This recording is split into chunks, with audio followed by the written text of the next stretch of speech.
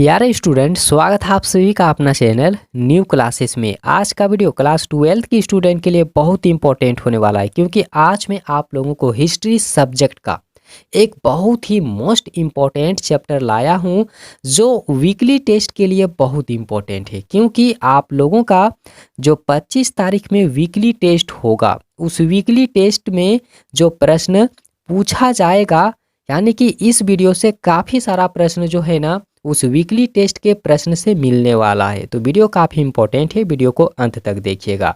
और एक चीज़ मैं आप लोगों को बता देना चाहता हूं कि 25 तारीख में जो आप लोगों का वीकली टेस्ट होने वाला है, ठीक है, तो उस वीकली टेस्ट में कम से कम 3 चैप्टर का जो है ना प्रश्न उसमें पूछा जाएगा। 3 चैप्टर का प्रश्न उसमें पूछा जाएगा, ठीक है।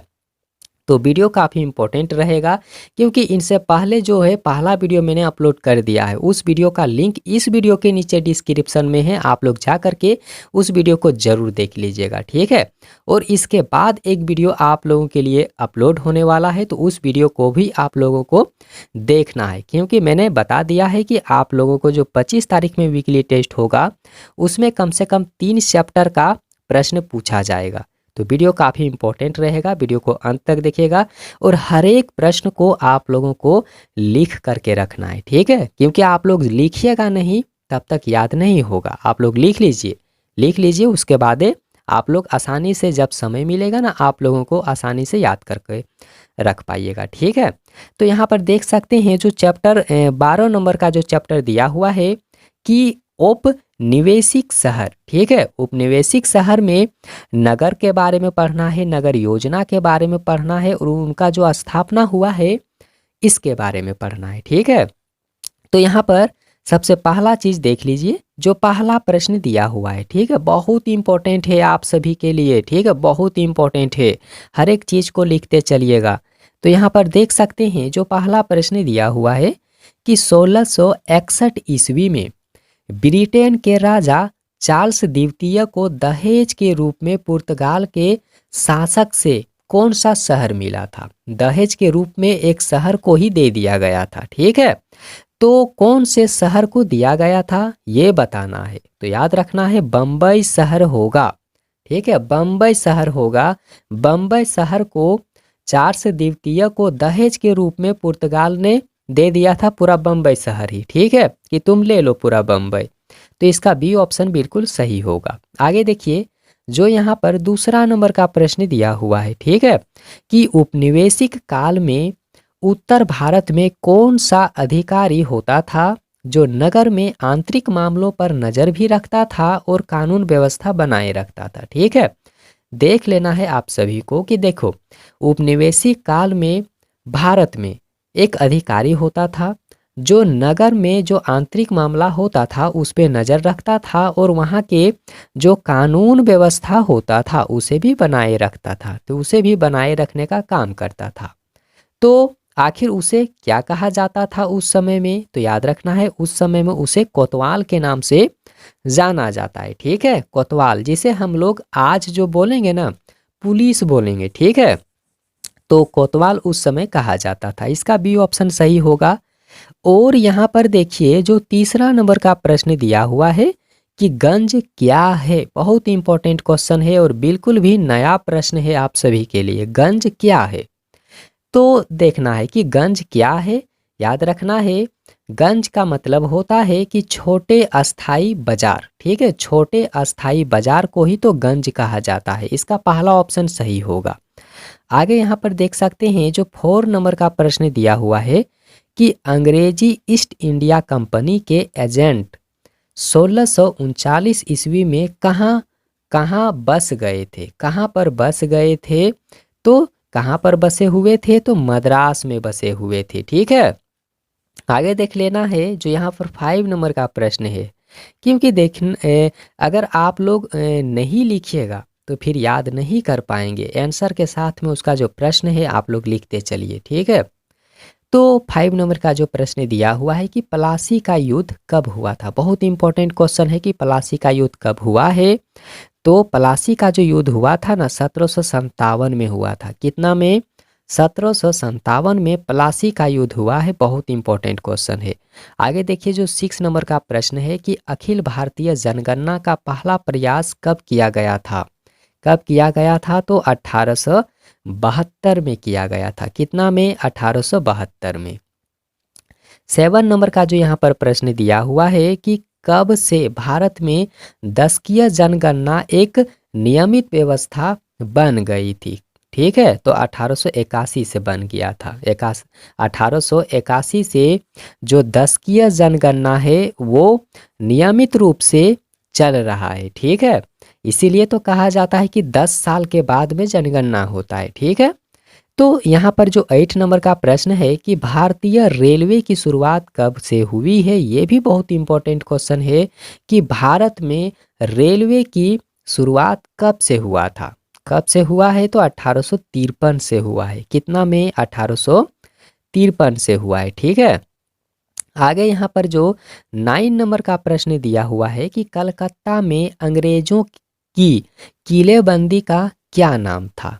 कलकत्ता में जो अंग्रेजों की किलेबंदी हुआ करता था उनका क्या नाम था तो उनका जो नाम था ना फोर्ट विलियम था। क्या नाम था, फोर्ट विलियम था। ठीक है, अगला जो यहाँ पर 10 नंबर का प्रश्न दिया हुआ है कि फोर्ट सेंट जॉर्ज की स्थापना कहाँ की गई थी। ये भी बिल्कुल भी न्यू प्रश्न है और इम्पोर्टेंट है। ठीक है, वीकली टेस्ट में आएगा, जरूर आएगा। ठीक है, कि फोर्ट सेंट जॉर्ज की स्थापना कहाँ किया गया था तो मद्रास में हुआ था। कहाँ पर, मद्रास में किया गया था। ठीक है, आगे यहाँ जो प्रश्न दिया हुआ है जो यहाँ पर 11 नंबर का प्रश्न है। ठीक है, ये भी बहुत इंपॉर्टेंट क्वेश्चन है। आप लोगों को याद करना है, लिखना है और साथ साथ में रिपीट करना है।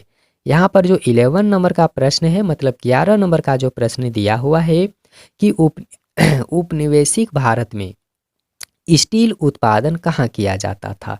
उपनिवेशिक भारत में स्टील उत्पादन कहाँ होता था तो जमशेदपुर में होता था। ठीक है, कहाँ पर, जमशेदपुर में। और आप लोगों के लिए एक प्रश्न है कि जमशेदपुर को और किस नाम से जाना जाता है। बहुत इंपॉर्टेंट है, बिल्कुल आप लोग कमेंट करिएगा। अगर जानते हैं तो कमेंट करिए, नहीं जानते हैं तो बिल्कुल भी कमेंट आप लोगों को नहीं करना है। ठीक है, आगे यहाँ पर देखिए जो 12 नंबर का प्रश्न दिया हुआ है। 12 नंबर का जो प्रश्न है कि उपनिवेशिक भारत के किस शहर में चमड़े की चीज़ें, ऊनी और सूती कपड़े बनते थे। मतलब चमड़े की चीज़ें भी बनाई जाती थी, ऊन का भी जो होता था, ऊन का कपड़ा जो होता था वो भी मिलता था और सूती कपड़े भी बनते थे।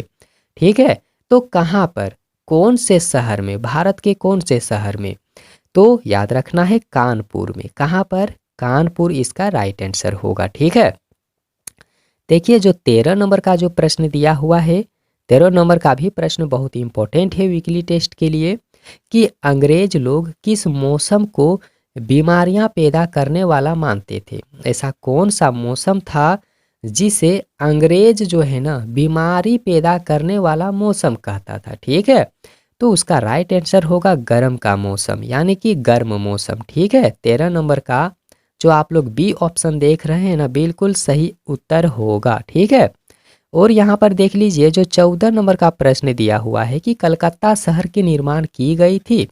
तो कलकत्ता शहर की निर्माण की गई थी किसके लिए। और यहाँ पर देखिए काफ़ी जो इसमें दिया हुआ है ना कि प्रश्न थोड़ा घुमा के दिया हुआ है कि कलकत्ता शहर की निर्माण की गई थी तो तीनों गांव को मिला करके, तीनों गांव को क्या करके तो मिला करके कलकत्ता शहर का निर्माण किया गया था। ठीक है, आगे यहाँ पर देखिए जो 15 नंबर का प्रश्न दिया हुआ है कि लॉर्ड वेलेस्ली भारत का गवर्नर जनरल कब बना। ठीक है, लॉर्ड वेलेस्ली जो है भारत का गवर्नर जनरल कब बना था तो 1798 में बना था। कितना में, 1798 में। सी ऑप्शन इसका बिल्कुल भी सही उत्तर होगा। ठीक है, और देखिए जो अगला प्रश्न है यहाँ पर कि गेटवे ऑफ इंडिया का निर्माण कब किया गया।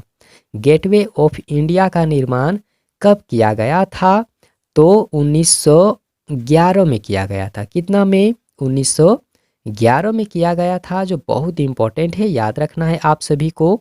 और यहाँ पर जो 17 नंबर का प्रश्न दिया हुआ है कि ब्रिटेन के राजा जॉर्ज पंचम और उसकी